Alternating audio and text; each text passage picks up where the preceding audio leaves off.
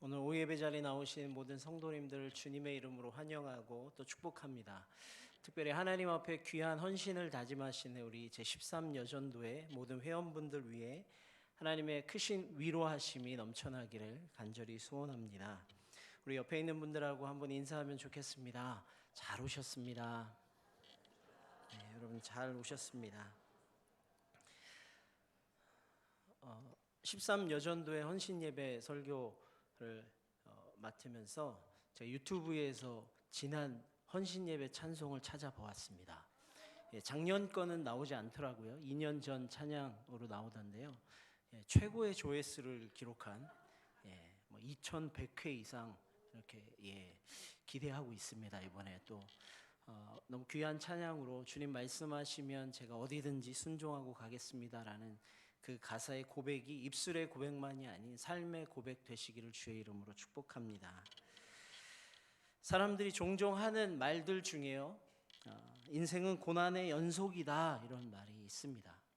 그도 그럴 것이 우리의 삶을 돌아보면 크고 작은 고난들이 우리의 삶 가운데에서 계속적으로 일어나는 것을 경험할 때가 참 많기 때문에 그렇습니다. 지금 우리가 겪고 있는 이 코로나 바이러스 또한 우리 인생에서 만나게 되는 여러 가지 고난들 중에 하나라고 생각합니다.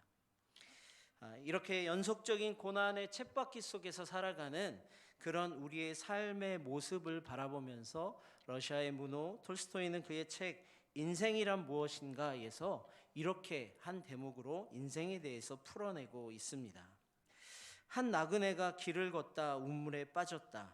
우물 밑에는 독사가 있어 내려갈 수 없다. 올라가려니 사자가 아가리를 벌리고 올라오기만을 기다리고 있다. 우물벽에 매달려 떨고 있는데 칡넝쿨 하나가 보인다. 넝쿨을 붙잡고 겨우 지탱하고 있는데 구멍에서 흰 쥐와 검은 쥐가 번갈아 나와 뿌리를 갉아먹는다. 시간이 지나면 넝쿨 뿌리는 다 쏠려 우물 바닥으로 떨어지고 말 것이다. 이때 바로 옆에 있는 벌통이 눈에 들어온다. 여기서 꿀이 한 방울 떨어지려는 찰나 혀를 대고 맛을 보며 아 달다 라고 하는 것, 바로 이것이 인생이다.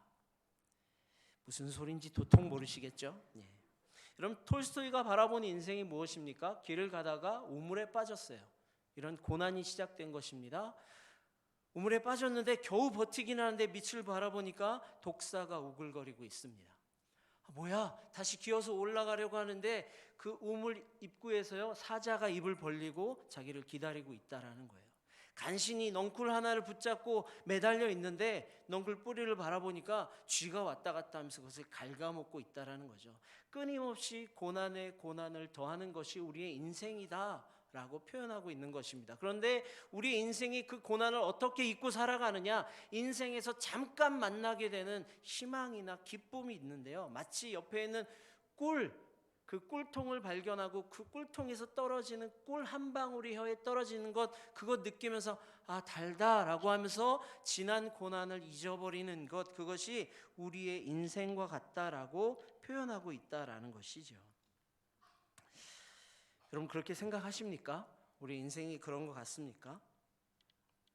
근데 참 놀라운 것은, 그리고 우리가 주목해야 하는 것은, 똑같이 이렇게 연속되는 고난의 삶을 맞닥뜨리는 우리의 인생들 중에서도 어떤 사람은 이 고난을 그냥 고난으로 받아들여서 힘들다 어렵다라고 하면서 절망하고 좌절하는 사람이 있는가 하면, 똑같은 고난인데도 불구하고요, 그 고난을 다른 시각으로 바라보면서 고난을 뛰어넘는, 그래서 매우 다른 삶의 결과를 가지고 하나님 앞에 나아가는 그러한 인생도 있더라라는 것입니다. 여러분, 어떤 인생이 되시기를 원하십니까? 특별히 오늘 우리가 살펴보기를 원하는 바울, 그는 이 후자이죠.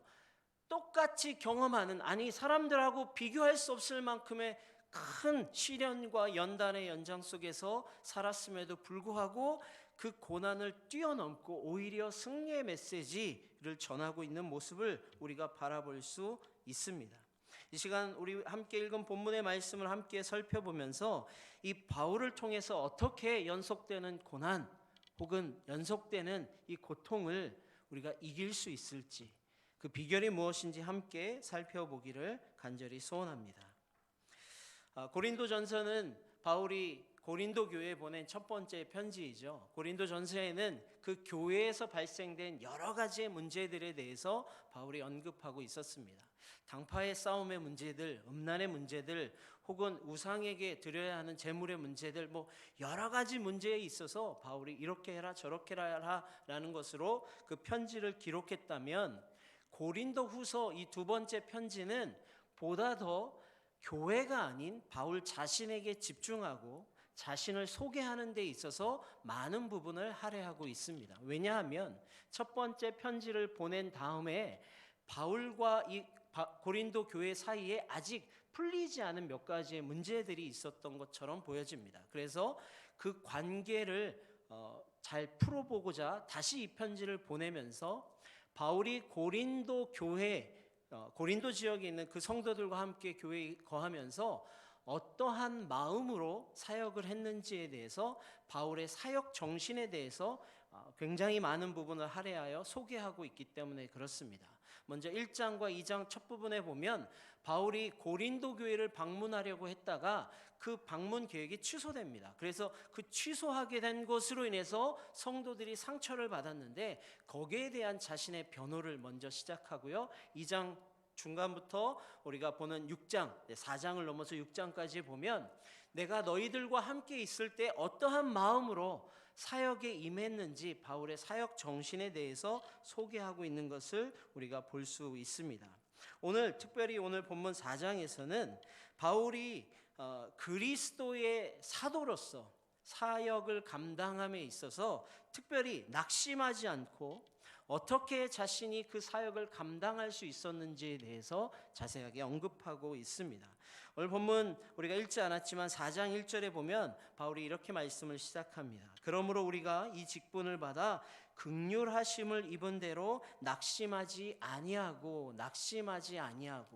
바울은 사역함에 있어서 낙심하지 않았다라고 밝힙니다. 오늘 우리가 읽은 16절에서도 그렇게 동일하게 고백하고 있죠.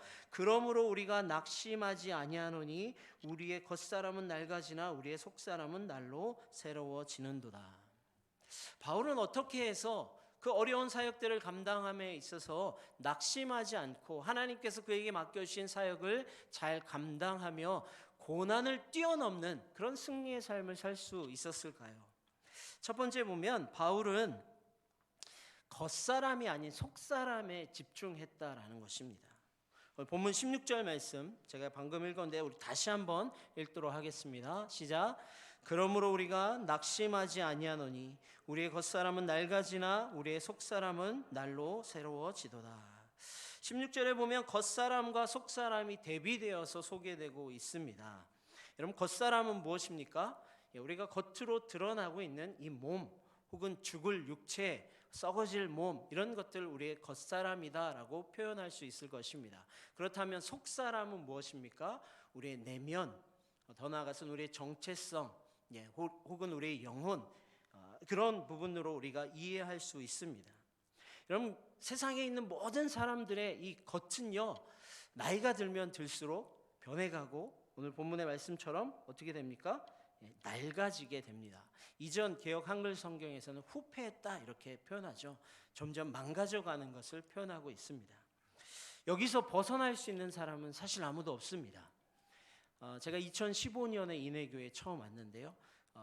40살이었습니다. 조금 더 젊었었을 때입니다. 지금 6년이 지나면서 제가 45이 되고 어느덧 40대 중반으로 넘어가면서 제 얼굴에 주름이 더 생기는 것을 보게 되고 흰머리가 늘어나는 것을 보게 되고 원래 나왔던 배지만 굳어져 가는 것을 보게 됩니다. 계속적으로 육신의 몸이 후패하고 낡아지는 것, 여기서 벗어날 사람이 없구나라는 것 바라보게 됩니다. 때로 그것이요, 우리에게 낙심을 가져다 주기도 합니다. 겉사람이라고 하는 것은 단지 외형적으로만 이해하는 것이 아니라 어쩌면 우리가 할 수 있는 능력으로도 이해할 수 있습니다. 점점 나이가 들면서 하고 싶은 것들 여전히 많은데 할 수 없게 되는 것들이 많아지기 시작해요. 20대 때는 열심히 뛰어다녔습니다. 근데 지금 뛰고 나면 죄송합니다. 힘들어요. 몸이 다르게 느껴지는 것을 이렇게 경험하게 됩니다. 이것이 자연의 원리이죠. 바울도 마찬가지일 것입니다. 오랜 사역을 통해서 자신의 겉사람이 낡아지는 것 부인할 수 없었을 것입니다. 그러나 바울은 거기에 있어서 낙담하지 않았습니다. 왜요? 바울은 속사람에 집중하고 있기 때문에 그렇습니다.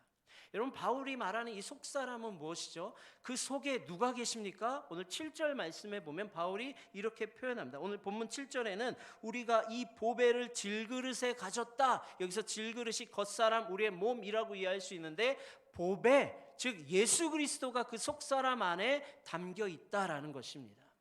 바울이 집중하고 있는 것은 우리 안에, 우리 속사람 안에 있는 예수 그리스도입니다. 때문에 오늘 16절에서 속사람이 새로워진다라는 것은 예수 그리스도로 인한 결과라고 이해할 수 있습니다. 여러분, 예수님 때문에 새로워지는 것은 무엇입니까? 그것은 예수님 만나고 구원받는 것을 말합니다.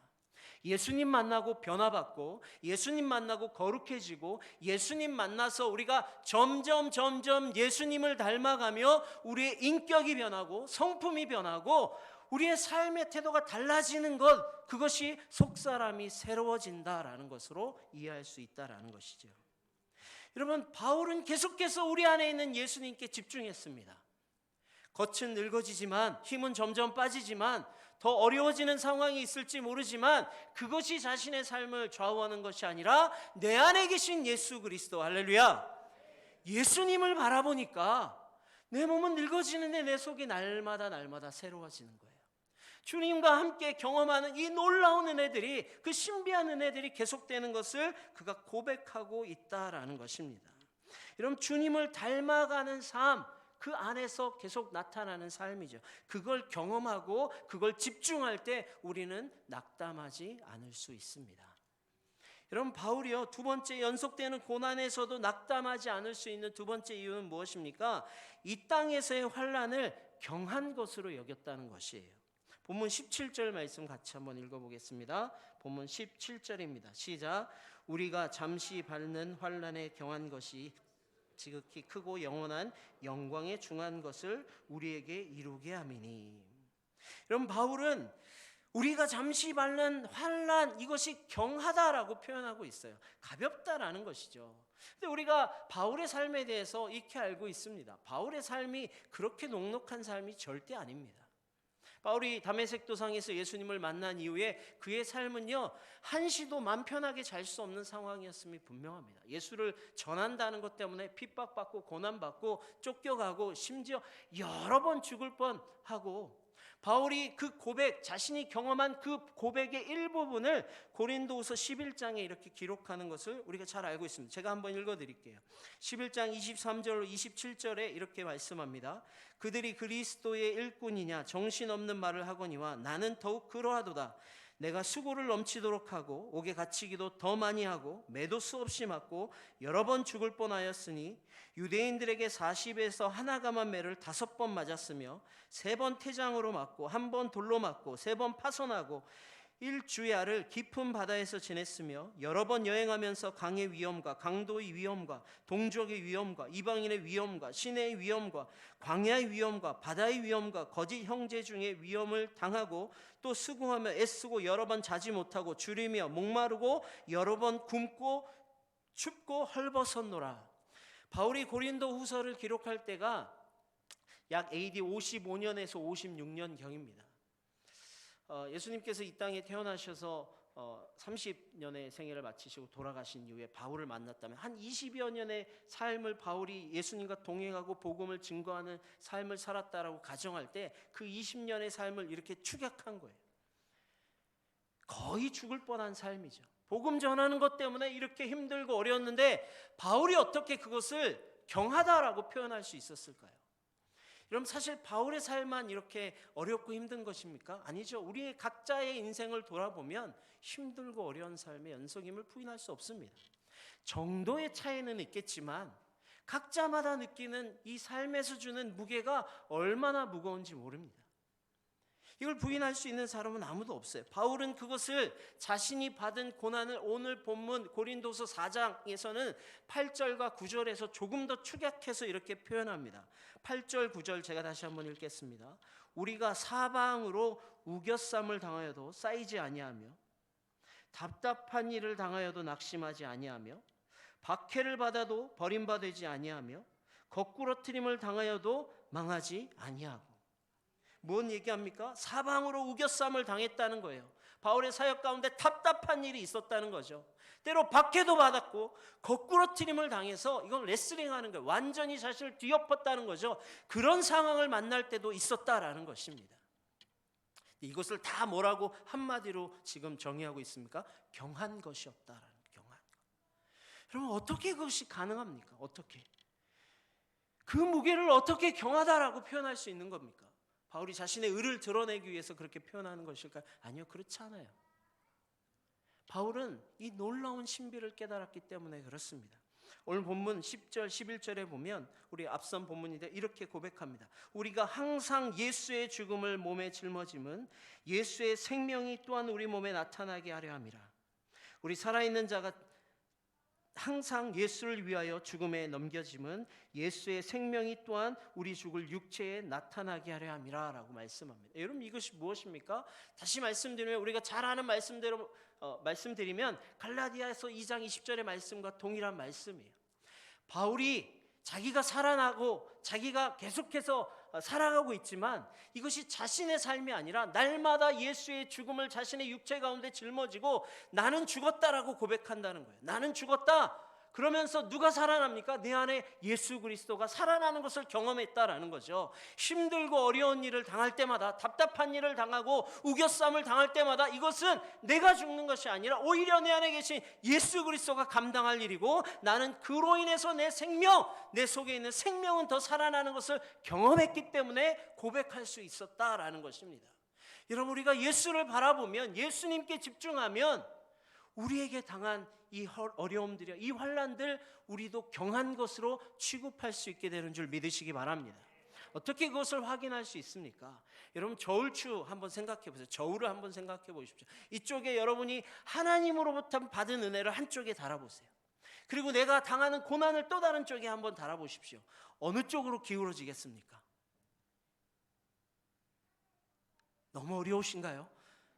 너무 당연하죠. 하나님께 받은 은혜, 이것은요, 내가 받는 이 땅에서 받는 이 고난하고는 좋게 비교할 수가 없는 거예요. 바울의 고백대로 하면 바울은 내가 죄인 중에 괴수였다라고 고백하거든요.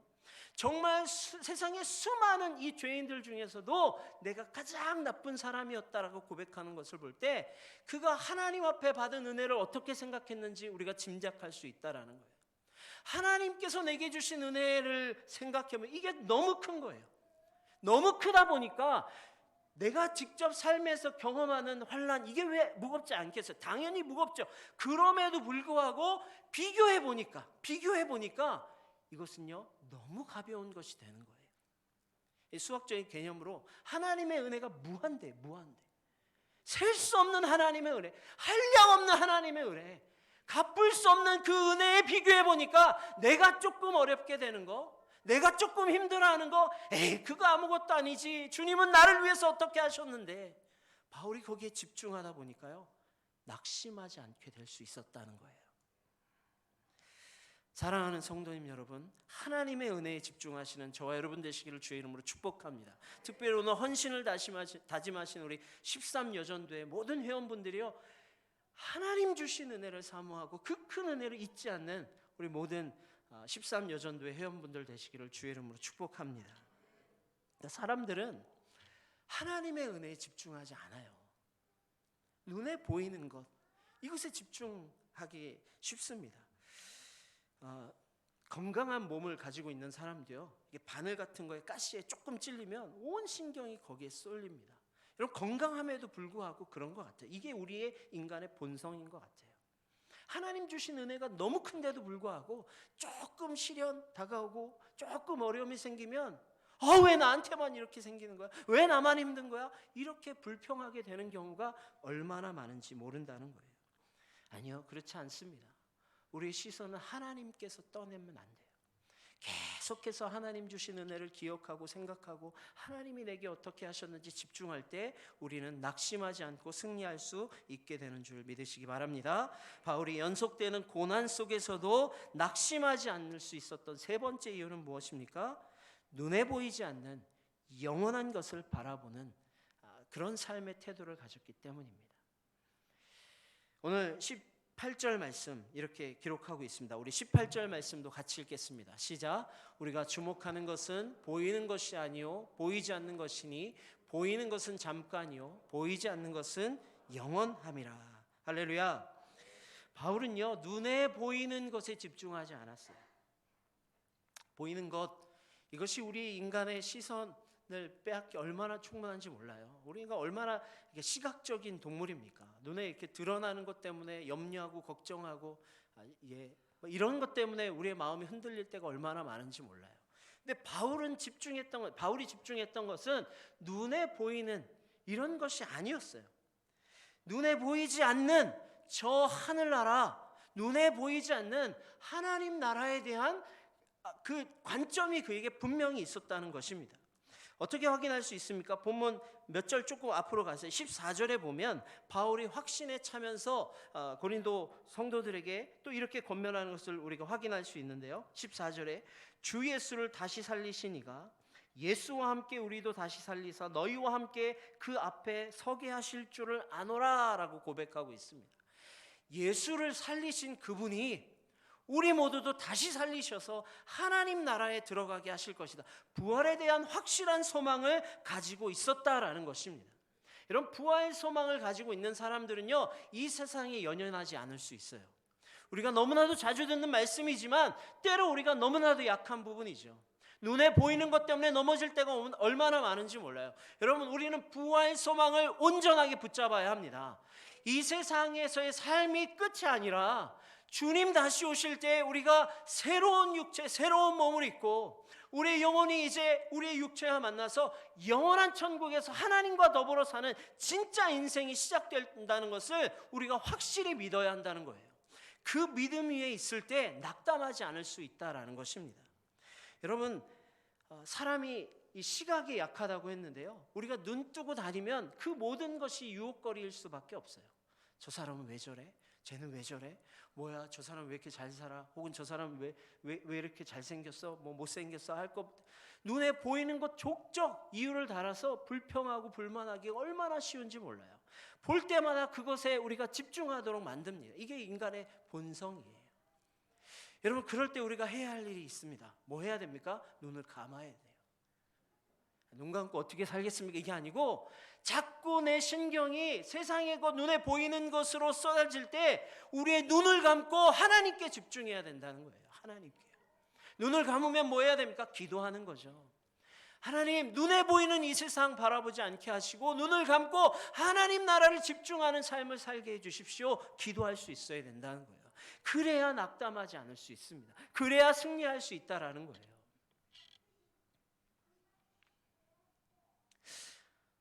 청년아이의 복음을 전하기 위해서 에콰도르 땅에 가서 그 땅에 발을 내딛자마자 하나님 앞에 목숨을 다했던 순교자 짐 엘리엇이 한 유명한 말 중에 이 말이 있잖아요. 영원한 것을 얻기 위해 영원하지 않는 것을 버리는 자는 절대 어리석은 자가 아니다. 영원한 것을 얻기 위해서 영원하지 않는 것, 이거 버리는 자는 절대 어리석은 자가 아니라는 거예요.